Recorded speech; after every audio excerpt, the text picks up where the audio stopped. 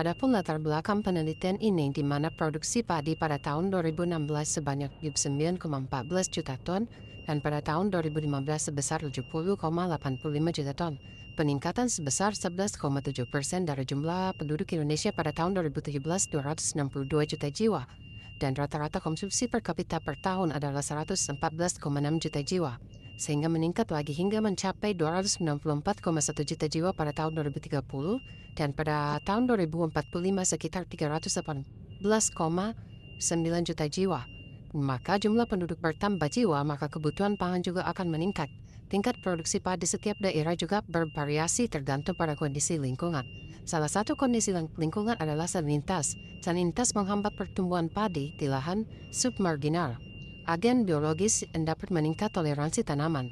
Salinitas merupakan suatu kondisi di mana garam-garam terlarut terakumulasi di dalam tanah dan merupakan salah satu permasalahan yang umum dihadapi oleh pertanian dataran rendah.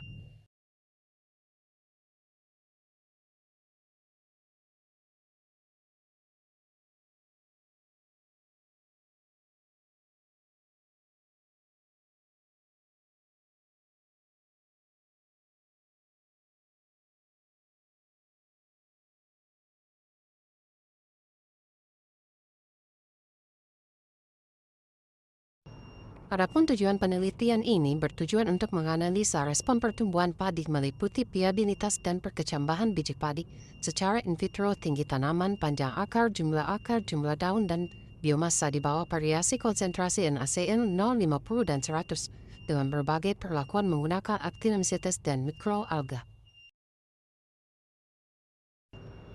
Adapun pembaruan penelitian tentang gestamen tanaman padi dan pembenah tanah submarginal menggunakan konsorsium actinobacteria dan mikroalga terpilih menunjukkan hasil positif dan meningkatkan kualitas tanah dan pertumbuhan padi.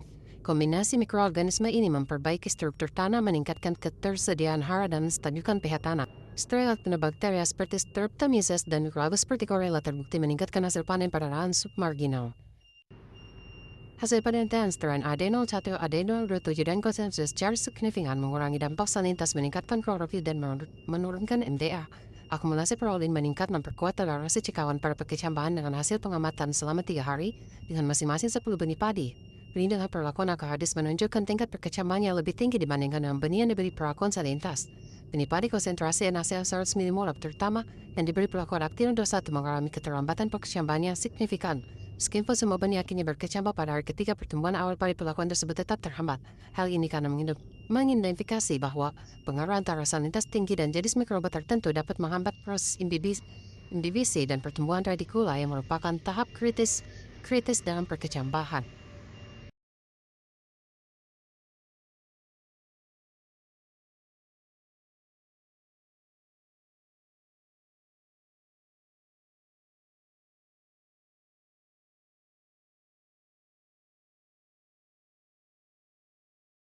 Temuan ini sejalan dengan penelitian Fasal dan kawan-kawan pada tahun 2016 yang menyatakan bahwa kelembapan merupakan faktor penting dalam perkecambahan.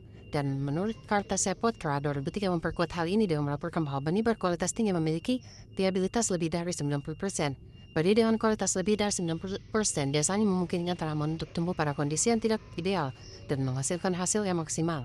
Benih yang memiliki viabilitas tinggi itu menunjukkan bahwa benih memiliki cadangan makanan yang cukup di dalam endosperm yang digunakan oleh benih sebagai sumber energi selama proses perkecambahan.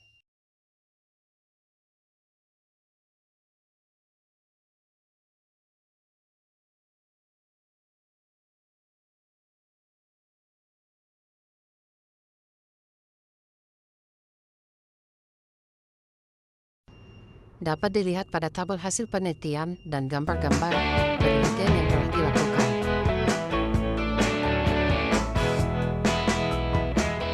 Dan adapun grafik pertumbuhan tinggi, panjang, jumlah dan berat biomasa tanaman padi.